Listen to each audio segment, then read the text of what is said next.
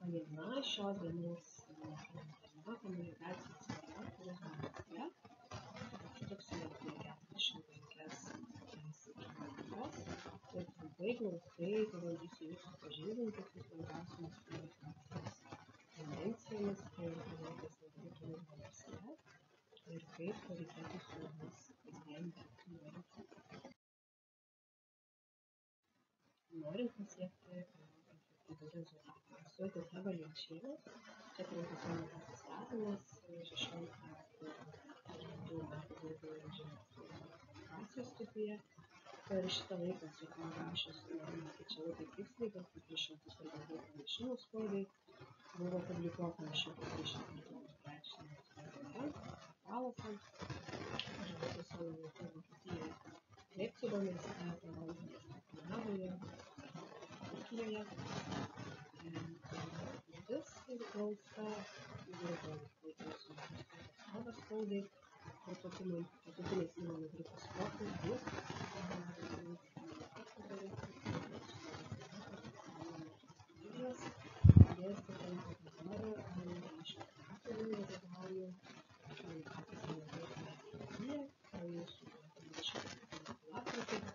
Minėjome šios įmonės 10, čia yra mūsų įmonės.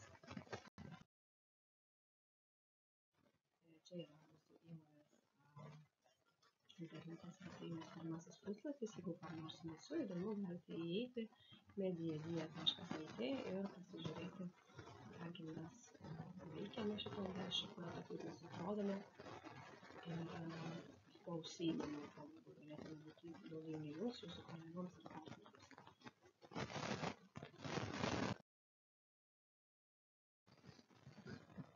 Trumpai mokymo planas būtų toks. Pirmoje dalyje pakalbėsim apie tikslinę turizmo verslo tikslinę auditoriją, apie komunikacijos kanalus ir priemones, apie komunikaciją socialinių tinklų ir Facebook ir trumpai žodžius tokius dalykus, o antroje mokymo dalyje bus techniniai patarimai, pranešimas spaudai žiniasklaidai, kitaip tariant rašymas ir panašiai, kur aš jums dėl laiko stokos nepakomentuosiu, o paliksiu jums patiems susipažinimui,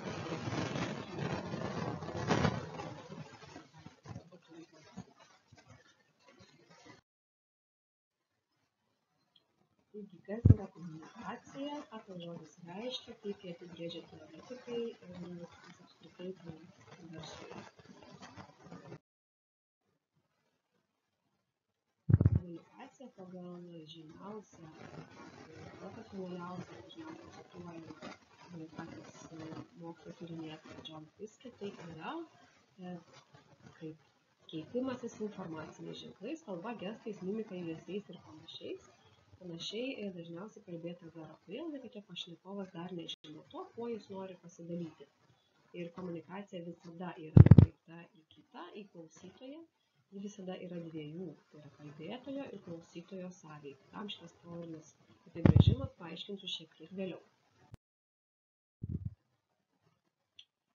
Taigi, apie ką mes kasdien dažniausiai komunikuojame, kokios yra mūsų pokalbių temos, mūsų informacijos keitimosi temos. Tai štai čia matote tokią piramidę, galite patys pasiskaityti: meilė, vaikai, maistas, televizija, kelionės, gyvūnai, įžymybės, inovacijos ir taip toliau, grožis, stilius, technologijos, sveikata, ilgas gyvenimas, tyrimai ir taip toliau.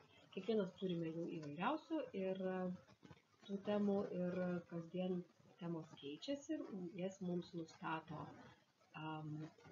tam tikrą prasme komunikacija, šiek tiek žiniasklaida, komunikacija socialiniuose tinkluose, portaluose, žiūrint, priklauso nuo to, kągi mes vartojame, kokius komunikacijos kanalus ir priemones.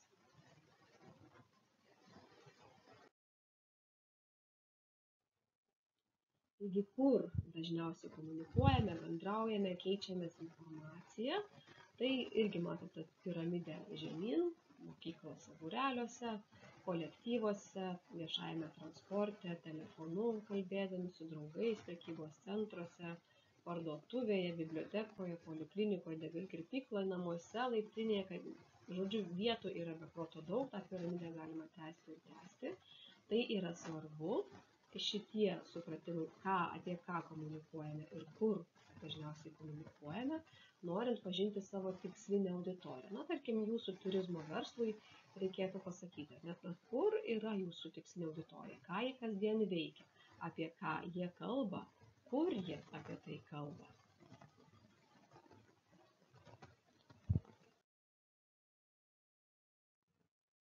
Na, ir žinome, kaip jie kasdien kalba, ta jūsų tikslinė auditorija. Tai kaip mes kasdien komunikuojame. Žinoma, bendraujame akis į akį, nors matome tokio bendravimo tendencijų mažėjimą.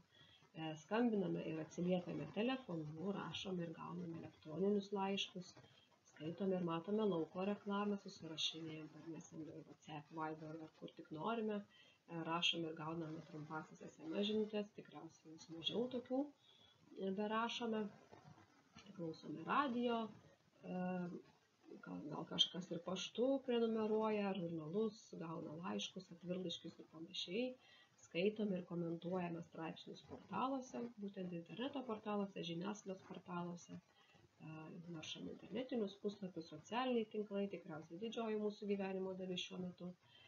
Matome ir esame veikiami televizijos reklamos ir televizijos laidų ir matome reklamą internete.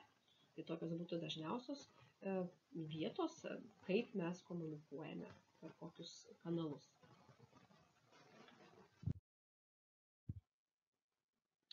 Komunikacija, jinai nenutrūkstamai vis dėlto vyksta kasdien, nebent mes esame kažkokie trobeliai kalnuose gyvenantis asmenys, kur neturime su kuo pasikalbėti ar neturime apskritai jokio ryšio. Tai visada komunikacija yra nukreipta į kitą. Jeigu aš komunikuoju, dalinuosi informaciją, ji visada yra dviejų, tai yra kalbėtojo ir klausytojo sąveika. Tai jums galvojant apie tai, kaip komunikuoti su savo turizmo verslo auditorijomis, tai svarbu suprasti, kad yra vienas kalbėtojas, tai yra jūs kaip turizmo specialistas, turizmo sektoriaus darbuotojas ar turizmo verslo valdytojas, yra klausytojas, tai yra jūsų klientas, kuris tos komunikacijos tikisi, laukia, o galbūt ta komunikacija jį ištinka netikėtai ir jisai ima reaguoti. Tai reakcija yra vienas svarbiausių komunikacijos tikslų, kad būtų pasiektas efektyvus rezultatas.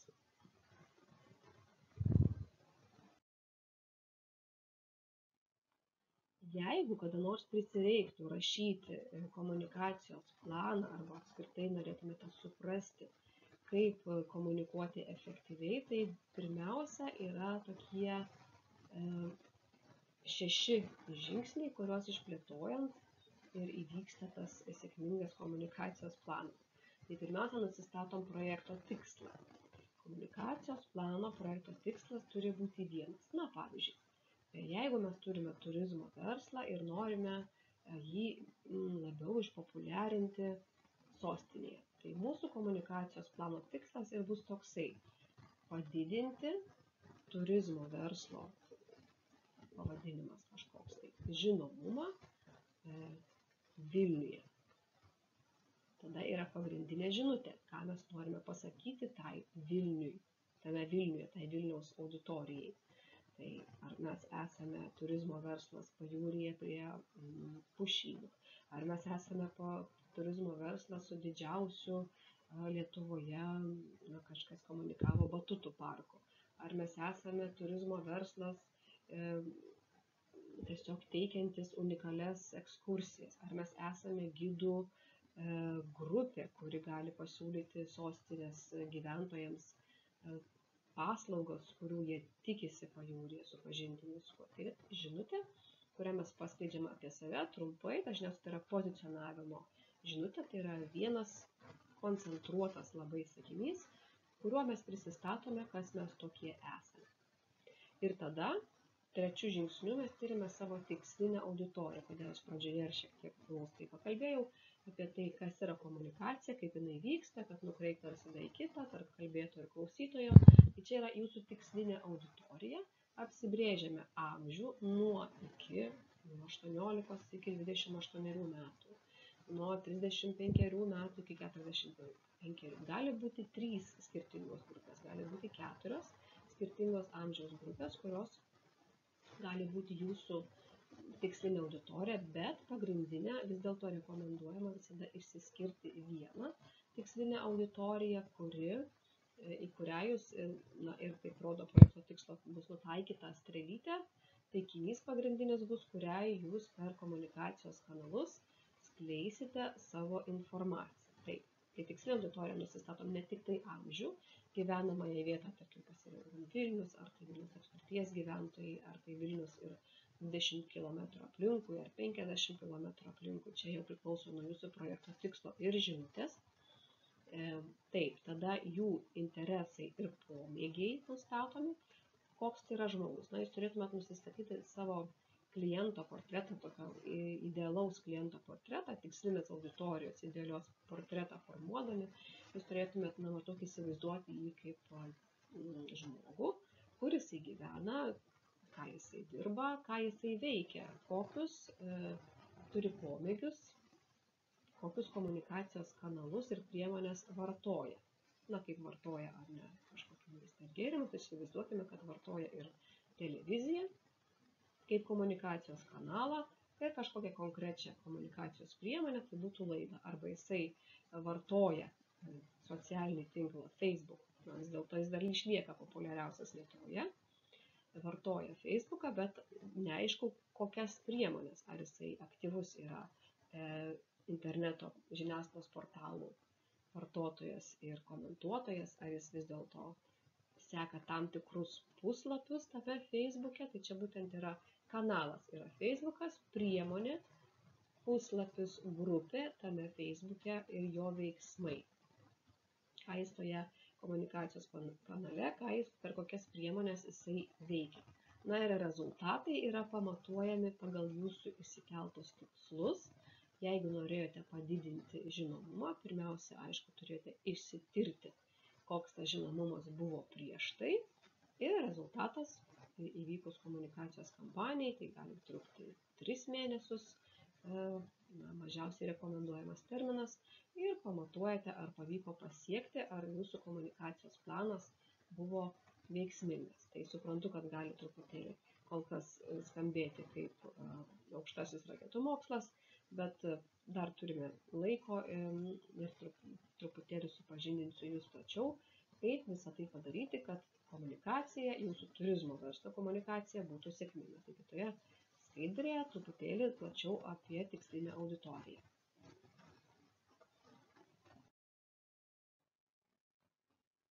Tai kaip ir truputėlį jau apkalbėjau, nusistatant tikslinę auditoriją, reikėtų atsakyti savo klausimą, ar aš žinau, kas yra mano verslo, mano kaip gido auditorija, su kuriomis noriu komunikuoti.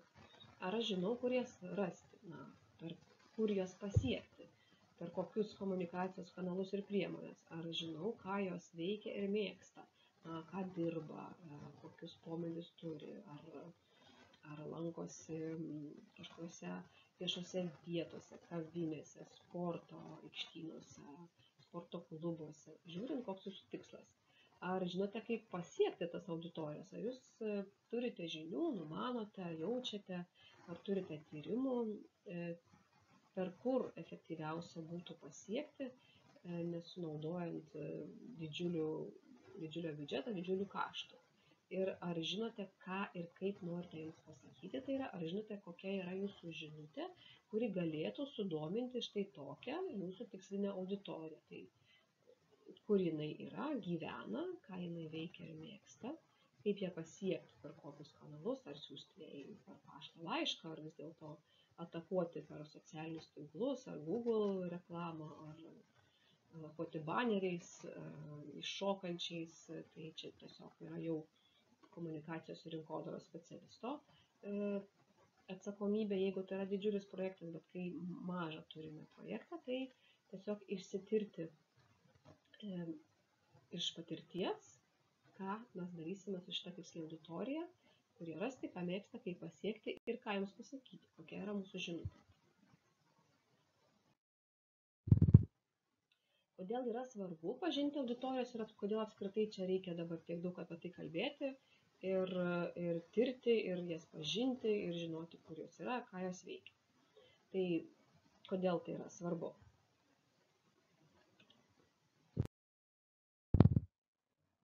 Svarbus yra iš tikrųjų labai toksai paprastas atsakymas, nes ne jie turi ateiti pas jūs, o jūs pas juos.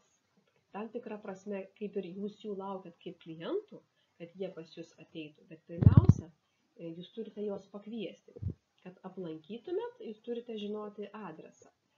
Tai komunikacija geriausia ir efektyviausia veikia tada, kai tikslinė auditorija nesupranta, kad jūs jų ieškote ir jinai nesijaučia daroma įtakos būtent per kažkokią tai agresyvę, grubę reklamą, o jinai natūraliai įsiliejanti yra į žmogaus gyvenimą. Kitaip tariant, jūs pažinodami savo tikslinę auditoriją, jūs galite pasiūlyti jiems įdomaus turinio, kad jie įsitrauktų ir domėtųsi vis giliau ir giliau jūsų norimą temą. Tai čia yra toks truputėlį jau menas, kuriam reikia patirties komunikacijos specialisto, bet ne viskas taip yra sudėtinga, pamatysite vėliau per pavyzdžius. Tai jeigu dar nuo pradžių, kodėl reikia pažinti savo tikslinę auditoriją, nes ne jie turi ateiti pas jūs su informacija ir jūsų ieškoti, bet jūs pas juos jau pasiūlyti įdomias temas, kurias jie įsitrauktų.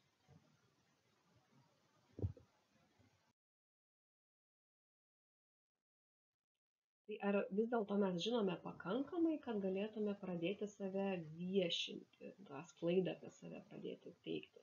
Tai komunikacijos kanalai, kaip jau ir kalbėjau, kur ir kaip mes pasieksime savo tikslinę auditoriją, savo verslo klientus. Na, jie yra kasdieniai, nuotoliniai arba transliuojami internetu, jeigu taip labai teoriškai, tai gali būti jūsų tinklapis, jūsų socialinis tinklas, jūsų naujienlaiškis, tinklaraštis, naujienos, Google AdWords ir kitos elektroninės komercijos įrankiai, baneriai, lauko reklama, žiniasklaida. Arba gali būti asmeniniai vizitai, mugės, renginiai, konferencijos, susitikimai, išvykos ir taip toliau. Viskas priklauso nuo jūsų verslo tikslo. Na, o priemonės, jos yra jau smulkesnės, aš čia jau išvardinau 20, nors yra jau daug daugiau. Tai jeigu galvojate, kad savo tikslinę auditoriją galite pasiekti per žiniasklaidą, tai yra pranešimas žiniasklaidai ir straipsnis žiniasklaidai, televizijos reportažas, radio reportažas. Na, 4 tokie, ar ne? Pagrindiniai, dar traukčiau ir internetinius portalus, kas publikuoja pranešimus žiniasklaidą apie straipsnius. Kuo tai skiriasi, trumpai dabar paaiškinsiu, pranešimas žiniasklaidai yra informuojantis apie kažkokią tai naujieną ir platinamas visiems žiniasklaidos kanalams, visoms žiniasklaidos priemonėms, portalams, radijai, televizijai, aišku, gali būti adaptuojamas pagal jų išskirtinumus, tarkim, portalui reikia nuotraukos ir teksto, radijui reikia tik tai garso arba kažkokio garsinio fono, televizijai būtinai reikia vaizdo, kad tai būtų ką parodyti žiniose ar laidoje. Tai tuo ir skiriasi. Toliau gali būti blogas, kaip video blogas, podcastas, vieša akcija mieste, įvairūs renginiai, influenceriai, nuomonės formuotojai, kurie, kaip žinote, labai aktyvūs Instagrame. Pagrindinė spaudos konferencija šiek tiek nueinantis žanras, nes nelabai jau žurnalistai ir benori lakstyti į spaudos konferencijas gyvai, viską nori, ypač internetinių portalų pasidaryti iš savo šilto biuro. Kvietimas į renginį gali būti susirinkimai, pokalbiai telefonu ir taip toliau. Čia viską galite pasiskaityti. Tokios yra komunikacijos priemonės.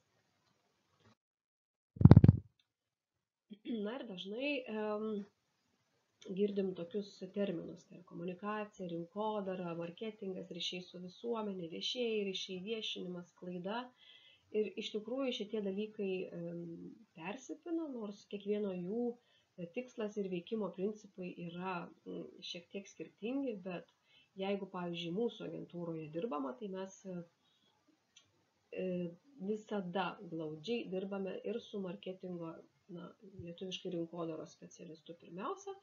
Jeigu tai yra pagrindinis tikslas pardavimai, kaip būtent parduoti ir monetizuoti, jeigu vis dėlto turime pakeisti nuomonę, padidinti žinomumą, pritraukti naujų darbuotojų, suformuoti geresnę reputaciją, pakeisti įvaizdį, apskritai įvesti naują verslą į rinką kaip prekės ženklą. Tai čia jau yra labiau komunikacijos reikalas.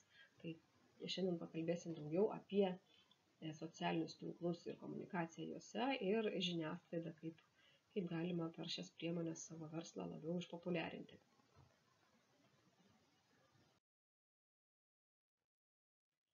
Efektyvios komunikacijos paslaptis tai tokios labai bendrosios, bet kadangi tai yra įvadiniai mokymai, bendrieji mokymai, neanalizuosime nieko detaliai. Tai svarbiausia įtraukti savo auditorijas į veiklą susijusią su jumis. Žinoma, aišku, lengva pasakyti, sunku padaryti, ar ne? Tai, kaip ir minėjau, komunikacija jinai turi tapti tokia įtraukianti natūraliai žmogų per jo gyvenimą, kad jis norėtų dalintis jūsų turiniu, jokių būdų ne grubi, brukama reklama. Visa komunikacija turi suktis apie jūsų auditorijas, deja, bet ne apie jūs. Tai reiškia savęs rodymo komunikacija praeitis, sakymo, mes laimėjome pirmą vietą turizmo verslo apdovanojimuose ten kažkokiuose. Ir štai dabar laukiame pagirų ir komentarų. Žinoma, gali būti toksai, jeigu tai yra didžiulis laimėjimas. Bet vis dėlto mes dirbame dėl jūsų, komunikacija yra dabartis, o kartu pasakojame istorijas yra, sakyčiau, dabartis ateitis, kad įtraukti jūsų tikslinę auditoriją, kad jie būtų tam tikri ir jūsų verslo ambasadoriai, kurie galėtų papasakoti apie jūsų verslą per savo kanalus, dalintis jūsų informaciją, nes jinai jiems pasirodė naudinga, įdomi, įtraukianti ir tas jūsų tikslinės auditorijos žmogus ar žmonių grupė nori pasidalinti jūsų verslo informaciją su savo draugais. Tai brukalas, todėl ir vadinasi brukalu, nes yra brukamas, kaip aš ir sakau, grubi ir tokia agresyvi reklama, tai jinai visada bus atmetama. O tiesioginė reklama nebeveikia apskritai, pasakokite istorijas, komunikuokite, naudokite komunikaciją kaip bendravimą būtent savo verslo tikslams. Pirmiausia, sudominimui savo teikiamą informaciją, nes turizmas yra labai įdomus sritis, kur galima labai daug papasakoti, pasirenkant temas, jas vystant ir jokios tiesioginės reklamos. Pirk, imk, nuolaida tokia. Galbūt šiek tiek gali suveikti tie juodieji penktadieniai, taip jie veikia, bet ilgalaikiai perspektyvoje, kaip ir kalėdos ar nepraėjo, visi apsipirko ir sausis, vasaris, kovas iki kitų progų, nelabai tų pardavimų ir sugeneruosime. Tai norint efektyvios, norint tokios pastovios, ne kardiogramos tipo komunikacijos, kai aukštyn žemyn, o tai maždaug tam tikro linijoje išlaikyti susidomėjimą, kartu pasakoti istoriją su savo tikslinė auditorija yra didžiausia rekomendacija jums.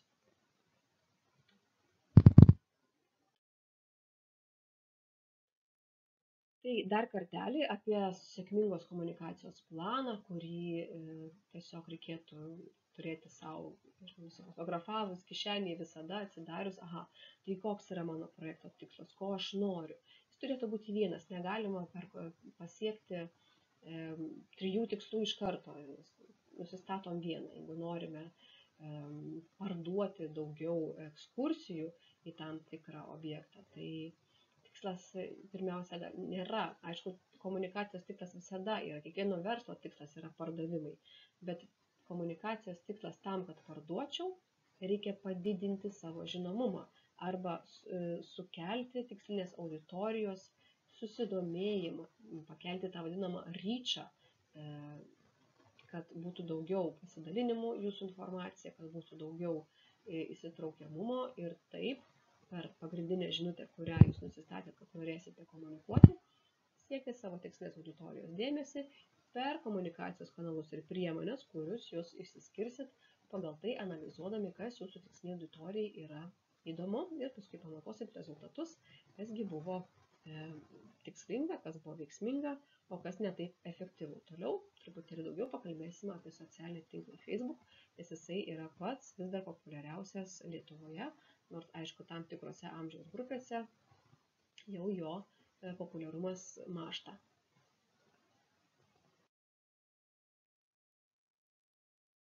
Kaip ir sakiau, Facebookas, o analizuojame jį todėl, kad jis vis dar yra populiariausias socialinis tinklas Lietuvoje, ką matysite kitoje skaidrėje pagal duomenis.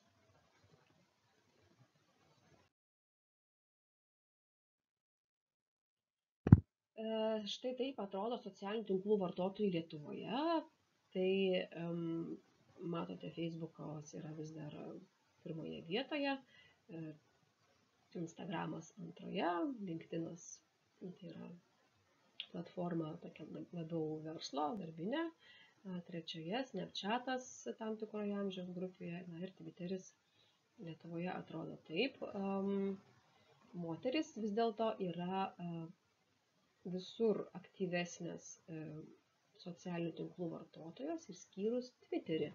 Labai įdomus čia yra faktas, kad vyrai Twitteryje yra 79% jų, moterų tik 21%. Tai to yra išskirtinumas. Analizuojant, jeigu renkantis komunikacijos kanalus, į šitą reikėtų šiek tiek žiūrėti kaip į pradinius duomenis, bent suprantant savo tikslinę auditoriją, vis dėlto reikėtų pasižiūrėti, jeigu jūs orientuojatės į jaunesnio, tarkim, 18-25 metų, tai žinoma, jūsų tikslinė auditorija greičiausiai bus Instagrame. Tai čia tuos duomenis dar reikėtų šiek tiek jums, jeigu norite gilintis, per kokius komunikacijos kanalus kalbėti. Ir priemonės, tai tarkim, jeigu pasirenkant Instagramą, pasižiūrite vis dėlto, kokia ten auditorija Lietuvos, jeigu jūsų auditorija tiksliai yra iš Lietuvos, jeigu į lietuvius taikote, pasižiūrite jų amžiaus grupės ir paskui pasižiūrite, ką šitą amžiaus grupę dažniausiai Instagrame vartoja. Tai yra komunikacijos priemonė yra Instagramas, kanalas yra Instagramas, o priemonė Instagrame yra postas, reelsas, stories ar mokama reklama ir komunikuojate būtent per tuos kanalus ir stebite, ar reaguoja jūsų auditorija ar ne. Tas pats yra ir Facebook'e, pasižiūrite, kad moteris, vyrai aišku, bet čia yra bendrieji duomenys, išsiskirstote duomenys. Jų tikrai yra prieinamų viešai, išsigūglinsite, jeigu tik norėsite viską. Dažniausiai verslo žinios skelbia tokius duomenis ir pasižiūrite, per kur komunikuoti. Vėl kanalas Facebookas, bet priemonės gali būti įvairiausios, gali būti tas pats postas, gali būti eventas, gali būti karuselė kaip reklama, gali būti video, gali būti nuotraukos, gali būti tiesiog nuorodos į jūsų puslapį įtraukiančios, gali būti kažkokie testai, gali būti žaidimai, čia priemonių yra įvairiausių.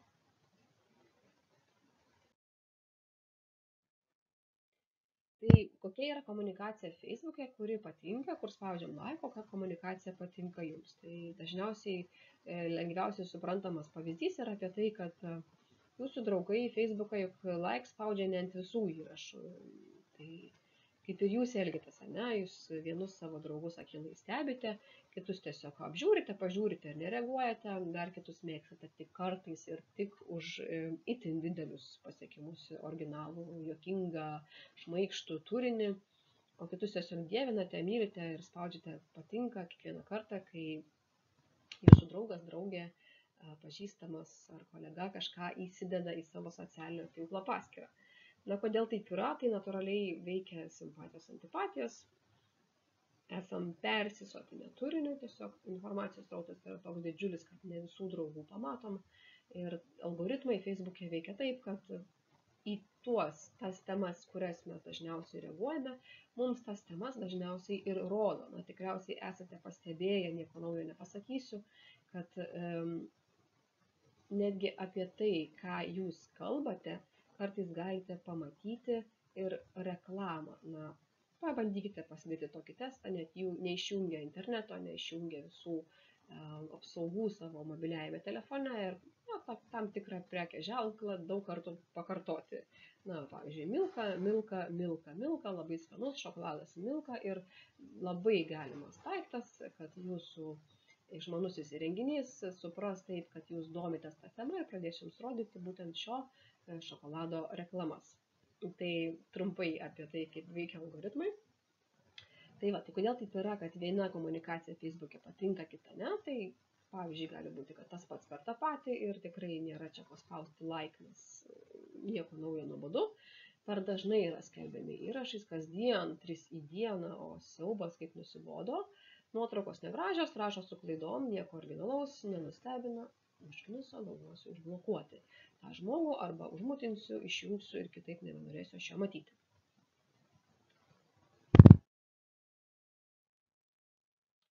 Tai jeigu tokie dalykai vyksta mūsų gyvenime, kodėl organizacijose, versle ar turizmo versle, kur tai bebūtų, turėtų būti kitaip. Lygiai taip pat ten veikia simpatijos, antipatijos, esame persisotinę turiniu, informacijos srautas per didelis, tas pats per tą patį, per dažnai skelbia įrašus, nusibodo, nuotraukos negražios, rašo su klaidomis, turinys neaiškus, per ilgi tekstai, nieko originalaus, nenustebina, užkniso, galvoju užblokuoti, unfollow, unlike, viskas nebenoriu.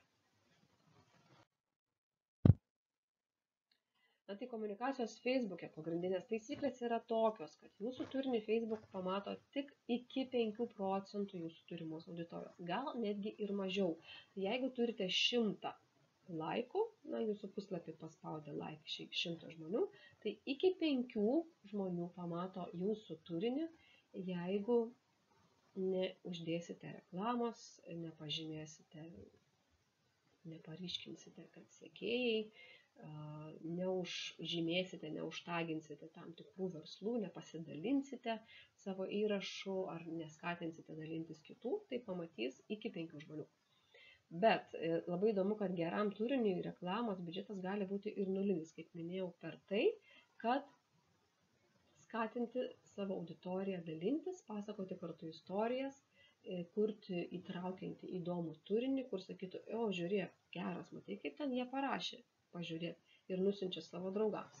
Tai jeigu neturite gero turinio arba nesugalvojate, negalite užsakyti įrašų ir reklamos, geriau visai jo nedėkite.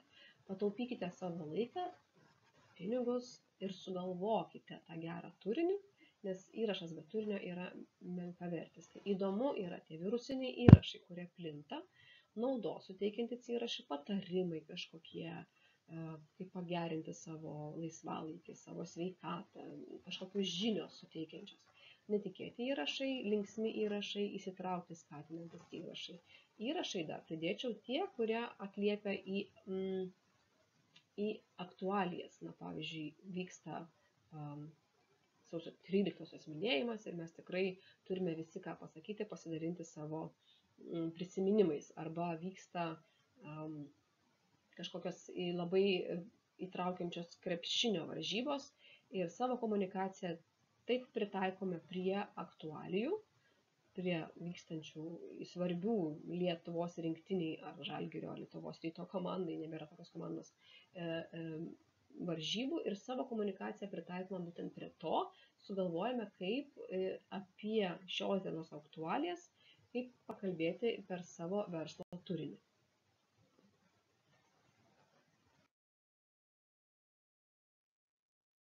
Dar šiek tiek taisyklių Facebook'e, kad video tik kokybiškas. Na, žinoma, visi filmuojame telefonais, viskas čia yra kokybiška, tai yra laikomas kokybišku. Tai aš turiu omeny, kad kokybiškas, nedrebinti, garsas kokybiškas, aprašyti tekstais be klaidų. Žmonės mėgsta kokybę, mėgsta gražius vaizdelius. Infografikai, video turinys, GIF paveikslėliai, kitokia vaizdinė medžiaga, viskas tinka.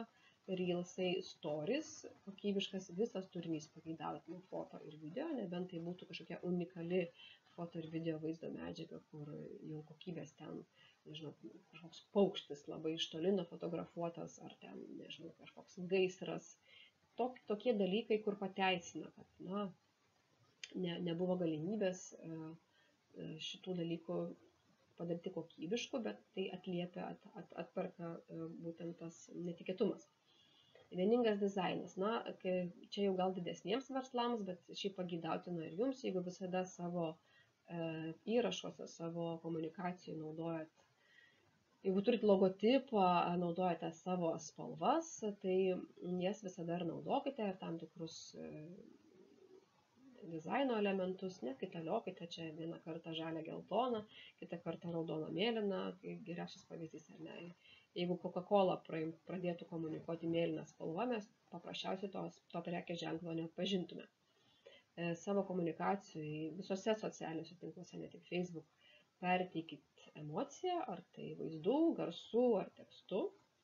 Na ir kaip ir sakiau, pataikykite į aktualijas. Krepšinio varžybos, Jolovynas, televizijos projektai, kurie sulaukia didžiulio susidomėjimo, veiksmas žiniasklaidoje, veiksmas kitose socialiniuose tinkluose. Tai, apie ką kalba auditorija, jūsų tikslinė auditorija, jūsų tikslinėje grupėje vietoje.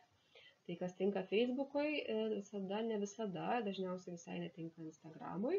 Bet kadangi mes čia kalbam apie Facebooką, tai ir matau, kad laiko jau mums sumažėja, tai čia ir neįsiplėsiu. Jeigu turėsite klausimų, galėsite man parašyti elektroniniu paštu.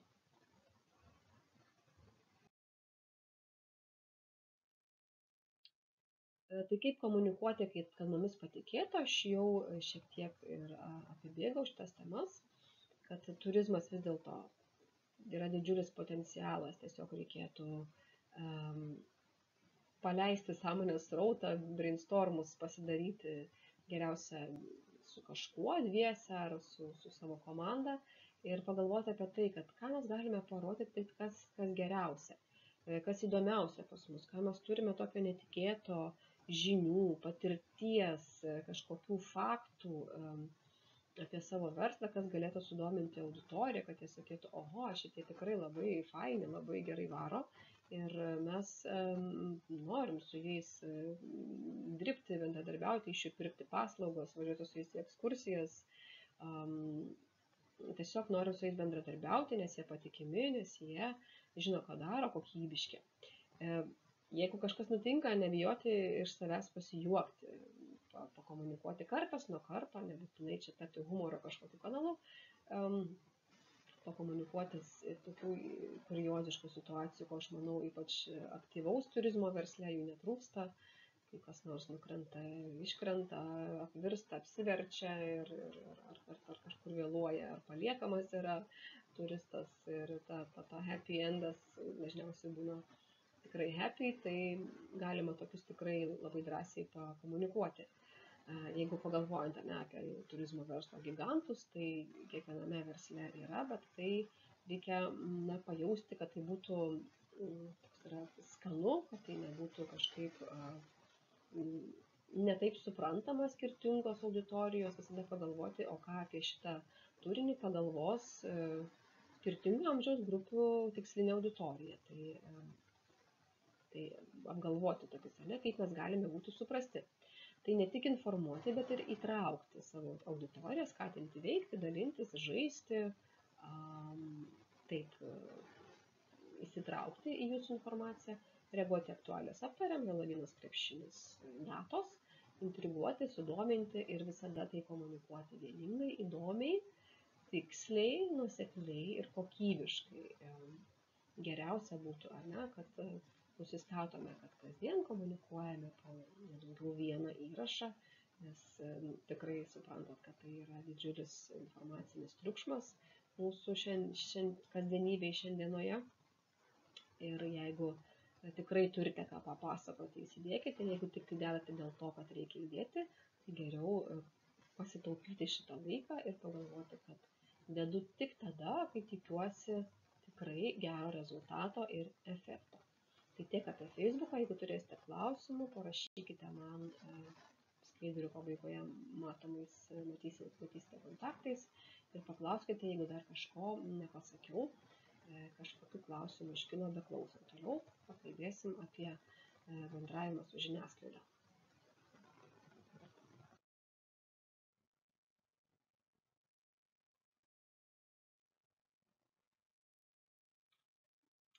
Tai žiniasklaida, kad ir susidomėjimas ar pasitikėjimas pačia žiniasklaida mažėja, vis dėlto yra labai paveiki informavimo priemonė, savo tikslinės auditorijos pasiekimo priemonė, nes žiniasklaida, jinai tam ir vadinasi žiniasklaida, nes skleidžia žinią. Per žiniasklaidą tikrai žinomumas informuotumas jūsų tikslinės auditorijos padidėja labai ženkliai. Tai darbo su žiniasklaida formatai gali būti taip, kad inicijuojame interviu tam tikram žurnalistui rašančiam turizmo tema ar laisvalaikio tema, ar tiesiog besidominti tam žurnalistui tą temą.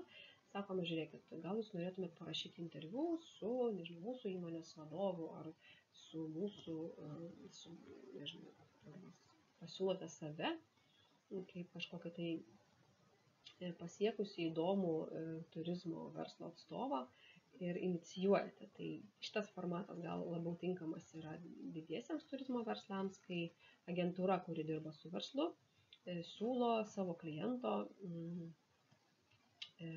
vadovo ar tai kažkokio tai specialisto, eksperto interviu žurnalistui, kuris galėtų artėjant tam tikrai datai papasakoti įdomių dalykų arba pakomentuoti Lietuvoje, jeigu tai mes veikiame Lietuvoje kaip tikslinė auditorija apie besikeičiančius procesus, tarkim, jeigu tokį greitą pavyzdį, jeigu, tarkim, keičiasi mokesčiai, tai jūsų klientas yra koks nors tai bankas, tai jisai gali pakomentuoti, kaip tai paveiks žmonių, ar ekonomistas, ar ne žmonių gyvenimą, arba, tarkim, keičiasi mokesčiai ir jūs turite klientą buhalterijos įmonę, tai galima būtent pirmiesiems būti tiems, kurie pakomentuoja, tai kas dabar bus su tais besikeičiančiais mokesčiais. Čia būtų apie interviu.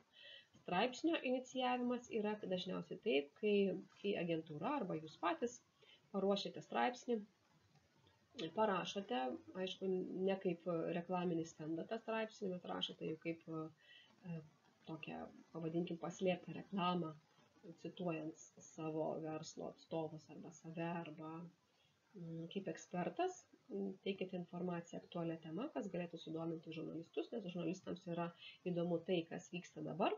Šiandien į aktualijas, tai paraštą straipsnį pasiūlote. Trečias yra pranešimas spaudai, kai kažkokią naujieną ir platinate visiems žiniasklaidos kanalams per BNS, ELTA arba surenkate elektroninius paštus per tai, kaip ir platinate nuo savęs. Spaudos konferencijos, kaip minėjau, tai čia dideliems verslams, tai dideliems naujienoms arba krizių komunikacijai, reaktyvi komunikacija, kai reaguojame, tarkim, įvyko kažkokia turizmo versle labai didelio susidomėjimo sulaukusi naujiena, pavyzdžiui, neišskrido ten lėktuvas į Turkiją ir kas dabar bus su tais keleiviais, kaip elgsis turizmo agentūros, ką tokiu atveju daryti, apsaugos ir taip toliau, tai reaguojate į tai kuo greičiau, jeigu turite galimybę. Būna, aišku, informacijos nutekinimas, žurnalistai gauna tokių dalykų kasdien, ir mokamas turinys, kai iš visų šitų rutuliukų, kur niekas mums nepavyko, nes neturime patirties žinių, tai tada paskutinis yra nusipirkti turinį, kas yra tikrai labai brangu. Įsivaizduokit, jeigu norite nusipirkti mokamą turinį, vieną straipsnį Delfyje, jūs sumokėsite 1200 plus PVM, tai tiesiog labai rekomenduoju, siekiant išvengti tokių didelių kaštų, išmokti tuos pirmuosius viršutinius rutuliukus.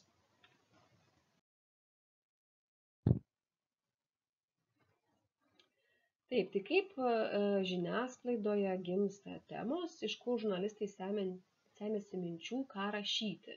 Tai galite pasiskaityti, kad tai yra informacijos šaltiniai, tai yra kolegų straipsniai, stebi jie vienas kitą, įvykiai renginiai oficialių institucijų, posėdžiai, trečiosios šalys, pranešimai spaudai, gali būti jūsų konkurentų, naujienų agentūros, gali būti užsienio, gali būti Lietuvos.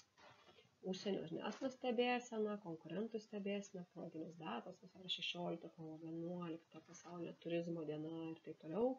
Piliečių naujienos, žinoma, žurnalistai stebi. Žmogiškas istorijos, socialiniai tinklai. Taip, visi istorijos, socialiniai tinklai, Facebookas, Instagramas. Kompromatai, gali taip visko būti, juodųjų viešųjų ryšių, knygos. Taip, žinoma. Tai čia, iš kur žurnalistai semiasi minčių, pagalvojus apie tai, galima pagalvoti, o ką aš kaip turizmo verslo atstovas galėčiau jiems pasiūlyti.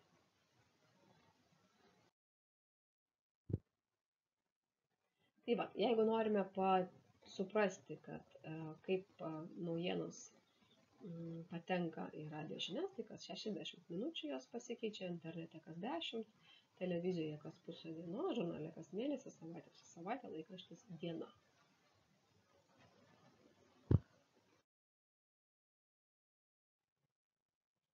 Tai, kad suprastumėte, koks yra didžiulis informacijos srautas, tai Baltijos naujienų agentūra, Baltic News Service, tai yra viena pagrindinių informacinių agentūrų Lietuvoje.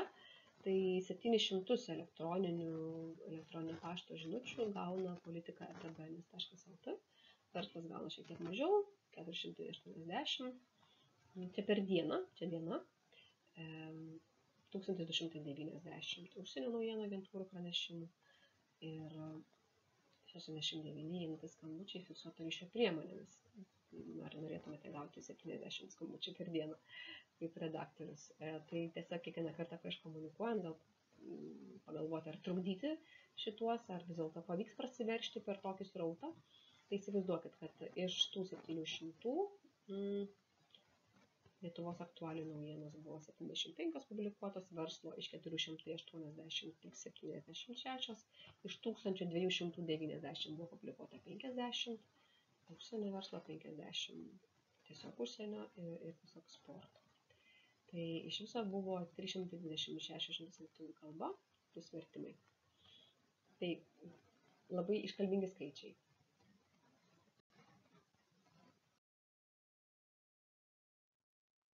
Tai šiek tiek jums patarimų, jeigu nuspręstumėte komunikuoti žiniasklaidai ir rašyti pranešimus spaudai, inicijuoti straipsnius ar interviu žiniasklaidoje, portaluose, televizijoje, radijoje ar kitose jūsų tikslės auditorijos naudojamose priemonėse. Tai jeigu siūsite pranešimą spaudai, tai elektroninėje žinutėje jis turėtų būti neprisegtas. Geriausia jį kelti į laišką, kad būtų patogiau iš karto viską paskaityti. Na, kai kurie daro taip, kad įkelia įžangą ir paskui sako daugiau informacijos prisegtame pranešime, bet kadangi visi mes tai bėgame ir savo laiką taupome ir jo vis mažiau, tai pagalvokite apie žurnalistų patogumą, apie redaktorių patogumą, kad jisai visą informaciją gautų iš karto laiške. Naujiena turėtų būti kuo aukščiau, neslėpkit naujienos, pačioje pradžioje parašykite, kodėl jūs siunčiate šitą pranešimą spaudai, kur čia yra naujiena, kas čia naujo, kas čia įdomaus.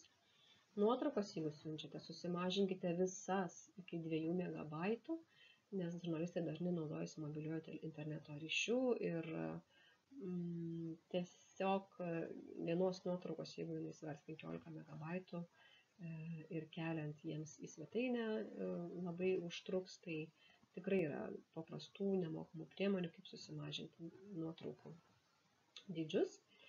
Specifinė informacija rašykite suprantamą kalbą, nerašykite savo profesiniais terminais, rašykite taip, kad suprastų kaimo bobutė, jeigu taip tariant, kaip jūs kalbėsite savo močiutį ar mažam vaikui 5 metų, taip jūs kalbėkite ir savo pranešimą spaudai, jokiais būdais nereikia kalbėti kuo sudėtingiau, norint pasirodyti protingais. Komunikacijos tikslas yra, kad jūs suprastų, kad jūs informuotumėte, kad jūs informavot, nereiškia, kad jie tapo informuoti, ar ne, jūsų tikslinė auditorija. Tai galvokite apie tai, kad informuoju ir kad jie mane suprastų. Žurnalistui tenka dažnai rašyti įvairiomis temomis. Jis tikrai nėra visų temų ekspertas, tai todėl rekomenduoju kuo paprasčiau kalbėti, kuo įtraukiamiau. Na ir iškilus krizei, kuo greičiau reaguojame ir kalbam, nesakom, nekomentuosiu, ir taip toliau. Tai čia atskira tema krizių komunikacija.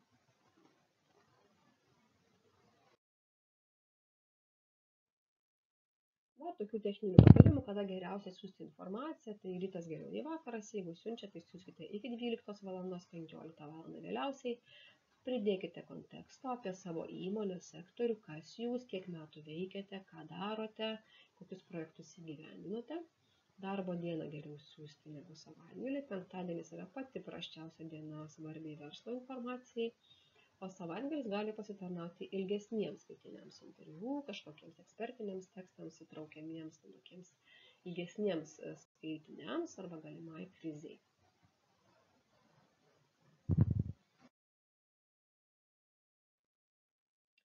šiek tiek LNK žinių tarnybos vadovo informacijos, kas trukdo efektyviam bendravimui su žiniasklaida. Kai kitoje ragelio pusėje girdi žurnalistas, mums reikia poros dienų pasiruošti, nekalbėsiu, mums reklamos nereikia, aš šiandien netinkamai apsirengusi, pakalbinkit ką nors kitą, mano vadovas niekam tikęs. Mes prieš minutę jums siuntėme mailą, ar gavote, ar atvyksite. Ir pašnekovas tampa reklaminiu stendu, kur tiesiog kalba save aukštinančiais lozungais ir tiesiog neįmanoma nieko įdomaus, paveikaus auditorijai įdėti, kas būtų įdomu skaitytojai, o ne tik tai klientams.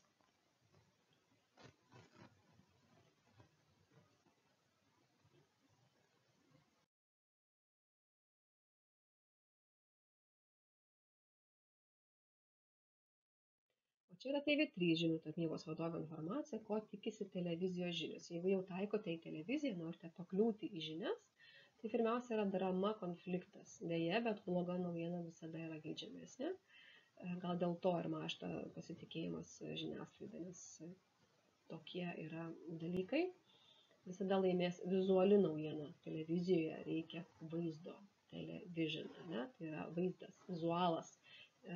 Nori jie vaizdo, kuris judėtų, kur būtų kažkoks judesys, kažkas dirba, kažkas neša, kažkas duoda, kažkas kažką padaro, ugniagesiai, policija, kažkas. Pašnekovas gali ir nori kalbėti. Gali reiškia, kad moka kalbėti, nebijo kameros, nesijaudina, nori kalbėti prieš kamerą, jis ir nėra verčiamas.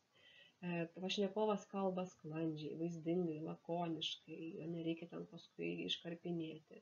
Pašnekovo kalba be akcento ir tarmės pageidaujama. Ir specialistas žurnalistui visada geriau nei atstovas spaudai. Atstovas spaudai dėja, bet dažniausiai siunčia, kai niekas nebenori kalbėti. Šiek tiek patarimų bendraujant su žiniasklaida.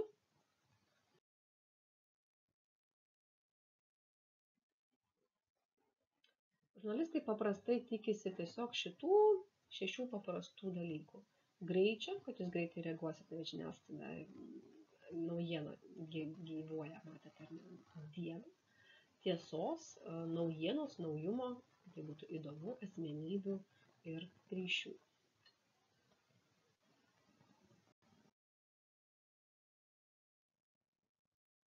Kaip užrūstinti žurnalistą, kaip jį sunervinti, tai slėpti naujieną, kuri įdomi žiniasklaidai, pažadėti ekskliuzyvinę naujieną ir pasidalinti ją su kitais, sakyti, čia tik jums ir daugiau su niekuo nekalbėjom ir tai pasakėte LNK žinioms ir TV3 pakalbėjot, tai žinoma, kad antrą kartą jau pas jūs jie neatvyks. Pažadėjus perskambinti ar atsiliepti vėliau, tiesiog išgaruoti, nekalbėti nutikus kriziai, manyti, kad čia tyčia prirašė nesąmonių ir juos komentuoti, pasakyti nekomentuojame, nenorim ir taip toliau. Bendraujant su žurnalistus, tokie patarimai, klausti jų, iki kada, valanda, diena reikia jums informacijos. Gal galėtumėte atsiųsti klausimus elektroniniu paštu. Žinoma, ne visada patogu paskambinus iš karto kalbėti tiesiogiai radijui ar stoti prieš kamerą. Ar atsakinėti į klausimus telefonu. Visada geriausia paprašyti elektroniniu paštu, kad turėtumėte kokybiško laiko pasiruošti. Paklausti, kokia čia tema rašote, koks kontekstas, kas dar bus kalbinamas, kad geriau suprastumėte. Susidraugauti su žurnalistus, stengtis padėti, visada ištiesėti, ką pažadėti, tokie bendražmogiški dalykai, būti operatyviam, nes jūs norite žiniasklaidos dėmesio, jūs norite žiniasklaidos efekto, kad apie jūs kalbėtų, kad apie jūsų verslą būtų informuojama auditorija, nes patekti į televiziją, na, kad ir sakoma, kad jie vis mažiau žiūri, bet vis dėlto tai yra viena brangiausių žiniasklaidos priemonių, kurių reklama vis dar yra pati brangiausia. Kelti telefoną, jeigu kažkas įmonėje, organizacijoje nekomentuojama, išsiaiškinkite su vadovais tai iš anksto ir visada žurnalistai mėgsta tokius šaltinius, kurie savo srities ekspertai ir kalba tiesiog labai paprastai ir aiškiai.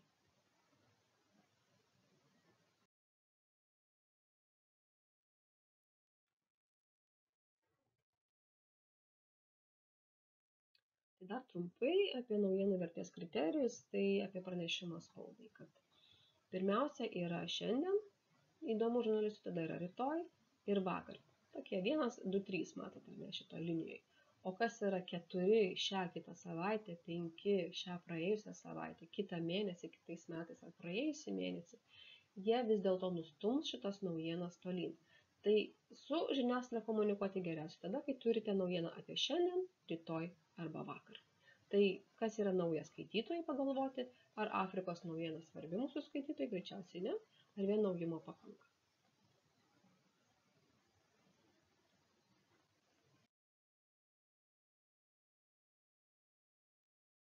Kada rašyti pranešimą spaudai, tai turi būti nauja šiandien, turi būti svarbu kuo platesniam skaitytojų ratui, neturi būti butikinė nišinė naujiena, artima auditorijai, tai turi geografijos, nacionalinių, psichologinių požiūrių, ta naujiena turi būti artima, tai įžymi gali būti, tai žinoma vardą ir įmonė, ir neįprasta, įsiskiria, intriguoja, įdomus įvykis, organizuojas, jeigu šuo įkanda žmogui, tai nieko įdomaus, bet jeigu žmogus įkanda šuniui, čia tokia klasika, tai jau yra žurnalistų naujiena.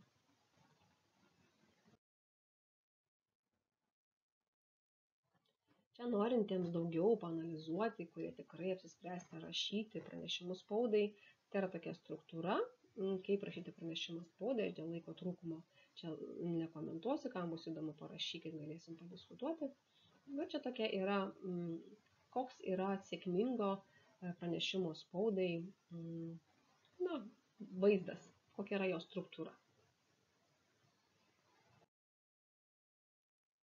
Tai čia dar šiek tiek ta klasikinė atvirkštinė žurnalistikos piramidė, kad ten, kur daugiausia išplėsta kas, ką, kur, kada ir kaip yra daugiausia informacijos, ir tada einam žemyn, mažiausia informacijos apie tai, rašant, kad tokia neesminė detalės, tik tai suinteresuotiem asmenim yra pačioje pabaigoje, kur greičiausiai ten skaito tik tai tie suinteresuoti, o didžioji auditorijos dalis visai nepaskaito iki galo. Tai kaip rašyti pranešimą spaudai, kas, kur, kada, ką, kodėl. Svarbiausia žinia citata, antra pagal svarbumą žinia, informacinis fonas ir kita maža informacija. Jeigu norite mokytis, kaip rašyti, susiveskite sc.bns.lt, čia matysite mokymosi nuotrauką, ten yra spaudos centras.balticnewsservice.lt.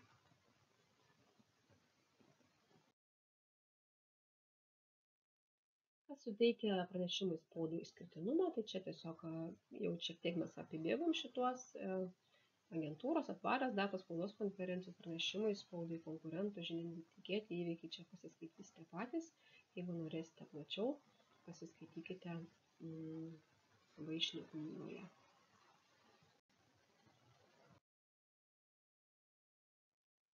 Dar šiek tiek informacijos. Nuobodu, bet svarbu, kad gera antraštė, nedaugiau nei 7 žodžių, stipri pirma pastraipa apie 10 žodžių. Visada atsakyti savo klausimą, so what, kodėl tai svarbu.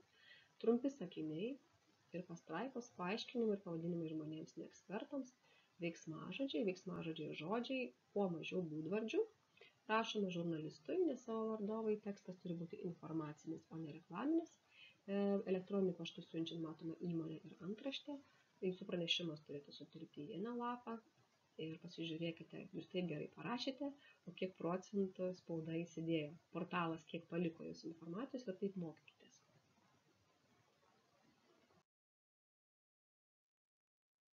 Dar čia yra pranešimų spaudai rūšis, tai yra būna naujienų, pasikeitimų, rezultatų, probleminis, aktualizuojantis ir nuomonės, tai jūsų versle greičiausiai bus naujienų ir probleminis, kas būtų galima, bet čia jau yra gilesnė tema.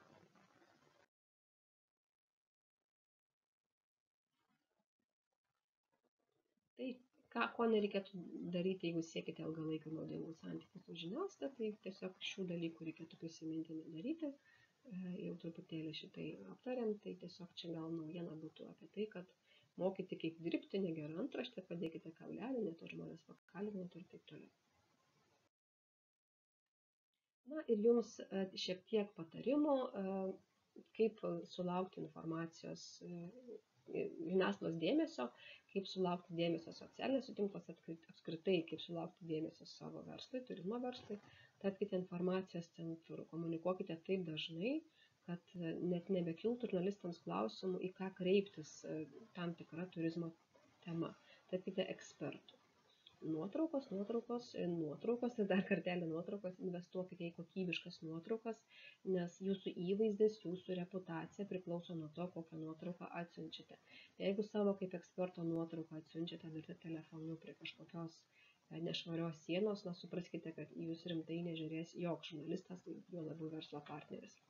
Na ir istorijos, visi mėgsta istorijos, kuo daugiau istorijų sugalvosite papasakoti apie savo verslą, pasidalinsite, kuo daugiau unikalaus turinio pateiksite, visi mėgsta istorijas, tuo daugiausia bus dėmesio jums.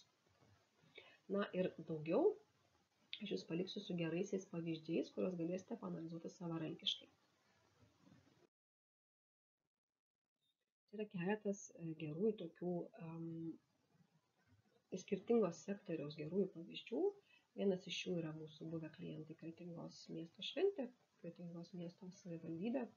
Tai čia yra Vilnius City opera, kaip jie geba komunikuoti būtent tokį žanrą kaip opera įdomiomis išskirtinėmis priemonėmis, mo muziejus, kaip jo buvo atidarimo komunikacija, kaip jie tam pasitelkė pavežėjus ir kokį efektą pasiekė. Ten matysite vaizdo klipą. Ir Kretingos miesto šventę matysite daug informacijos apie tai, kaip buvo dirbama su tekstu, kuris buvo gautas iš jų specialisto, kaip agentūra mūsų perdarė ir koks efektas buvo žiniasklaidoje.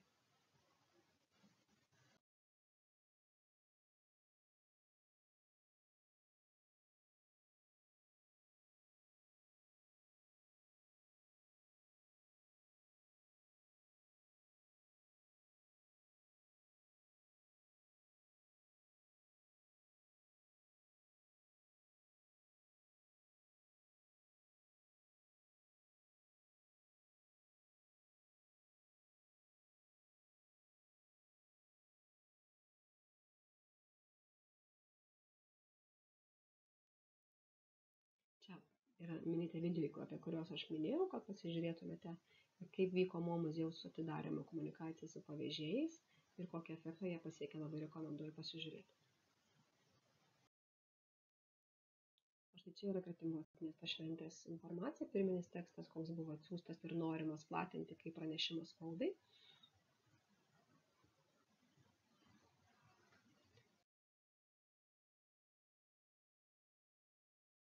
Tada kaip atrodė redaguojamas pranešimas spaudai.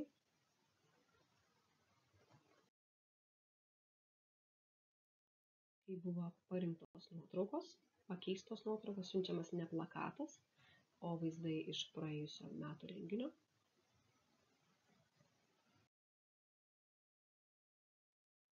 Ir čia yra rezultatas, kiek buvo publikuota šito straipsnio žiniasklaidoje nemokamai. Viskas čia yra nemokamai, mes už šitą turinį nieko nemokėjome.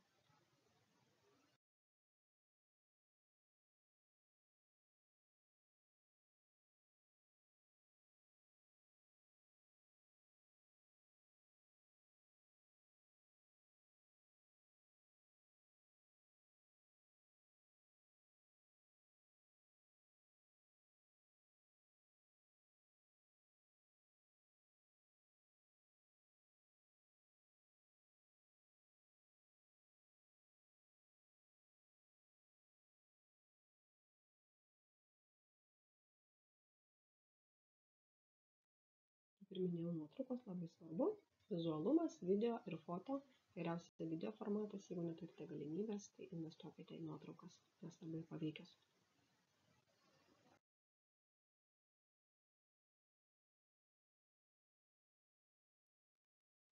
Kaip ir minėjau, jeigu turėsite klausimų, visada lauksiu. Ačiū Jums už dėmesį, kuo geriausios sėkmės Jūsų versle.